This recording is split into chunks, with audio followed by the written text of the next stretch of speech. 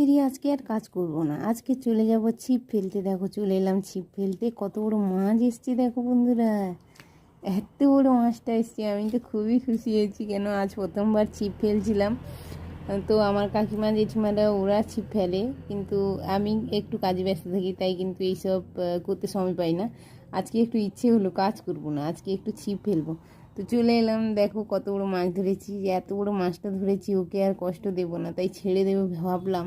আমিও এত বোকা দেখো, এইভাবে ছাড়লে কি ও যেতে পারে? ওকে যদি না আমি ছাড়ি, ওর মুখে তো কাঁটাটা গেঁথে আছে, তাই আবারও ওকে ভালো করে ধরে কিন্তু আমি ছেড়ে দিলাম ওর মায়ের কাছে যাবে বলে। দেখো পাপাই তাতাই দুই ভাই দেখলে কিন্তু খুব খুশি, ছেড়ে দিলাম কত সুন্দর। দেখো ছেড়ে দেওয়ার সাথে সাথে ছুটতে পালালো। তো চলো টাটা, আমাদের বাড়ির পেছনেই মাঠ।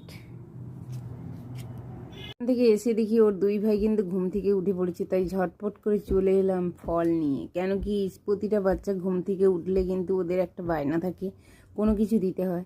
তো তাই এদের জন্য এইগুলো রাখা থাকে, প্রত্যেক দিন বিকেলবেলা একটু করে ফল দেওয়া হয়। তো আমি বললাম ওদেরকে যে কান্নাকাটি করিস না, তোদেরকে এই যে ফল কেটে দিচ্ছি। তো ওরা চুপ হয়ে গেল, দুই ভাইকে দুটো বাটিতে করে সমান ভাগে ভাগ করে দিলাম, ওরা বসে গেল খেতে।